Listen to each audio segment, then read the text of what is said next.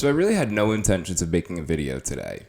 That said, when news like this comes around, I have to be able to talk about it. And if you haven't heard already, Airbnb announced that they are secretly filing their paperwork to have an IPO.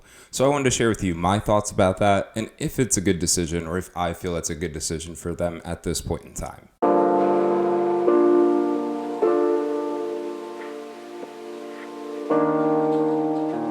Hey everyone, and thanks for joining me today. My name's Matt, and as I mentioned, today we're just going to quickly talk about Airbnb and their recent news about filing for a public offering.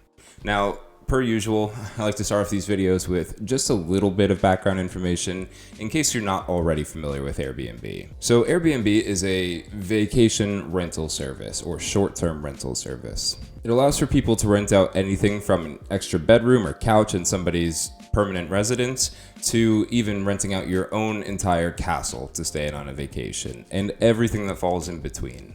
Airbnb started around 2008 as a way for the co-founders to pay for their increase in rent. One day they just got a note from their landlord saying there was a 25% increase in their rent. They were struggling to figure out how they were going to make it work, and there was some art convention going on in San Francisco.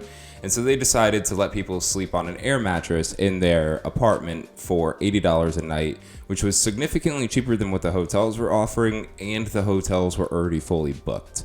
So it allowed for people to last minute book a trip to go to this conference, and they thought that there might be some potential behind it.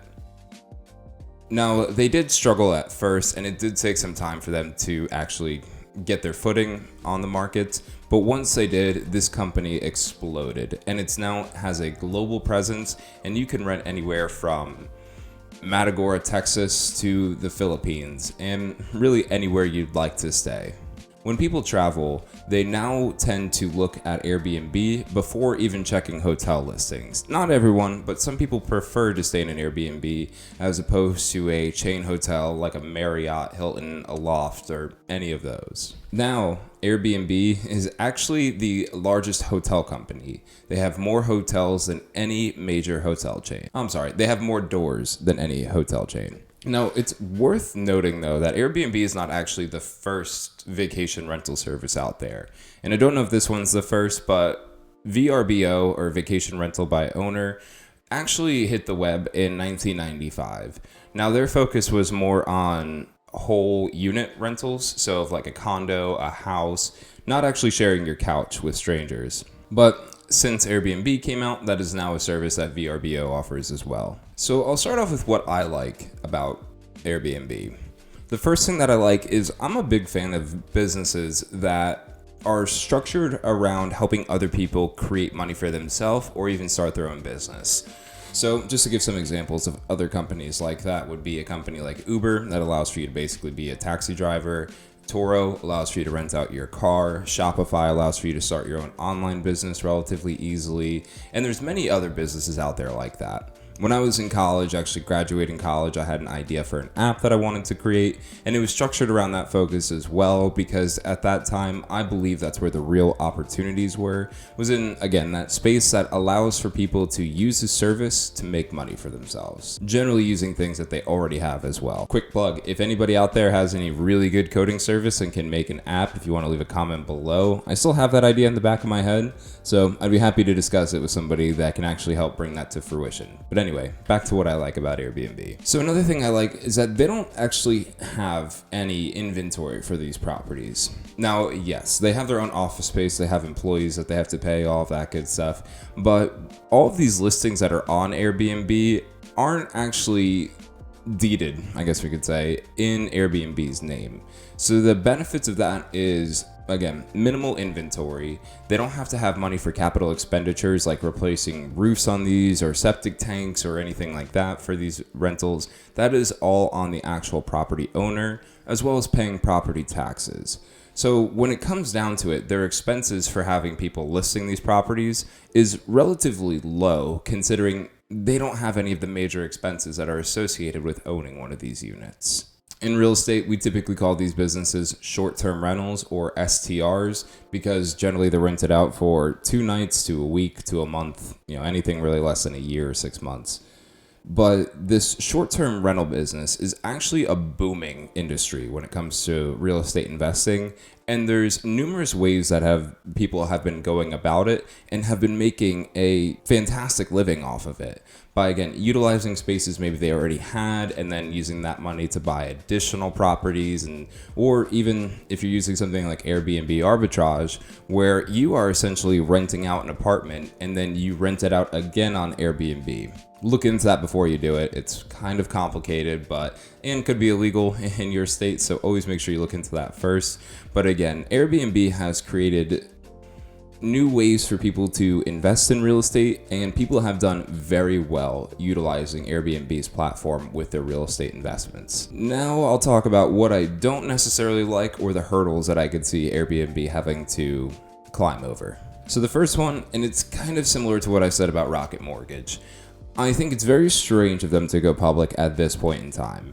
Earlier this year, they had to fire a lot of their employees, which is obviously means that they were struggling a little bit in business, as expected. And their most recent valuation was down from $31 billion in 2017 to $18 billion earlier this year. So that's a pretty significant decrease in their valuation.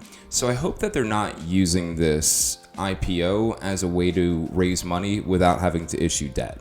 While, yeah, you can say that's a good strategy, with their valuation so low, going or hitting the public markets at this point in time ultimately means that they wouldn't receive as much money from that initial offering as they would have when their valuation was up around $31 billion compared to the $18 billion. The other concern that I have, though, when it comes to Airbnb has to do with local regulations. So Airbnb is not allowed to operate anywhere, and commonly in major cities, specifically I'm thinking of in the US that already have a housing issue, they do not allow for Airbnb to stay there. Either allow for people to operate Airbnbs. Part of the reason I think has to do with the fact that you don't want to have a vacant room in an apartment complex that somebody could be living in, just waiting for somebody to rent it out for the weekend. I think it's more important to have your residents have a permanent residence in your city, as opposed to, again, having people buy up a few others and then just renting them out to random people. So that is one issue that, again, these major cities with a housing issue are seeing, or part of the reason why they do not allow for Airbnb. And the other, which is a little less obvious, has to do with the tax revenue. So hotels pay an excise tax on revenue that they receive through bookings. A lot of that revenue, or a lot of that tax revenue that's received from these local cities, goes to things like paying for additional lighting on the streets, repaving the streets, expanding highways, really allowing for an increase in traffic to flow through the city, or making the city more desirable for people to travel to. Airbnb owners do not have to pay this tax. So if there's more Airbnb rooms than there are hotel rooms in a city, that city could start to miss out on a lot of tax revenue, which again is going to help just clean up the city, I guess you could say, or make it more presentable. And well, let's be honest, at the end of the day, if Uncle Sam hears that he's missing out on a cut of tax revenue, he's not happy about it. And that's another reason why a lot of cities now are not allowing for Airbnbs to operate, is just because of the tax revenue that's missed out. Now, this is a less of an issue in cities where vacation rentals have been a thing for a long time. So that could be like a Pigeon Forge, Tennessee, or a Cherry Grove, South Carolina. But again, it's going to be an issue in cities like a New York City or a Los Angeles, where people just haven't really been renting out houses before until Airbnb came around. So that's just something to watch out for as well. So this is going to be a short video, finally, I think. I don't know, I could always go on some kind of rant here. But my goal here was to keep it short. Since there's not much information, I don't want to put any thoughts into any of your head. I just wanted to share what I was thinking right now. Maybe what I'll do is like a part 2 to this when more information comes out about this IPO filing. But just as kind of a quick conclusion here for what I have are some final thoughts. This is going to be an IPO that I'm going to probably sit on the sidelines and watch how it plays out and see what news comes out even before the filing. Again, I'm not a huge investor in IPOs. I would rather see a few years of financial performance or kind of that data so I can see how financially sound this company is. But we won't have that. As I said earlier, though, I really like the business structure of Airbnb, allowing for others to create their own businesses. So it's not a company I'd be bearish on per se, but again, I would wait to put my money into it until I know more information about them. And I am bearing in mind, I know I said they had to fire employees earlier this year and their valuation has gone down significantly. I'm trying to keep in my mind, though, that this is not a common year. And actually, this is maybe like a once in a lifetime kind of year, maybe even more rare than that. So I'm not going to let this whole year with people staying home, not traveling or anything, influence my mind saying that this is a bad company, because it's not. I think once everything starts to clear up, people are going to be rushing back towards traveling when they can. We've already seen people rushing back towards traveling. And so I think the demand for Airbnbs or short-term rentals are always going to be there. Just right now, they're not as common as they were a year ago, or hopefully not as common as they'll be 2 years from now. Now, I think the biggest thing, though, that I'll be looking out for is when they go public, or with these talks with them going public, is if more cities are going to crack down on the amount of Airbnbs they allow in their city, if they're going to force for the owners to pay taxes, or if there's going to be any influence at all with the way cities react with Airbnb going public. And the other thing I just want to learn more on is why now? It's such a weird time for them to go public. I would just be very curious to know why they're going public, where this decision came from. There could be a very good answer, but again, if it's to raise money to continue to pay employees, I see that as a little bit of an issue. And while, yes, they were profitable at one time, it's just one of those things. If they had cash management, kind of like we saw with Monster, then they wouldn't really be in a position where they need to go public to raise cash. So maybe they're not necessarily spending their cash in the right way, or maybe they had some previous acquisitions that we didn't know about since they were private. But those are kind of the things I'll be looking out for moving forward as more news comes out about this.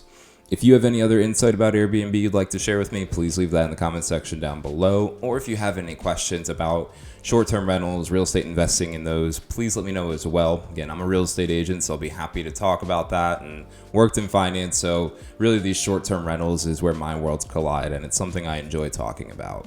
If you like this video, though, I hope you consider giving it a thumbs up. And if you haven't already, I just hope you consider subscribing.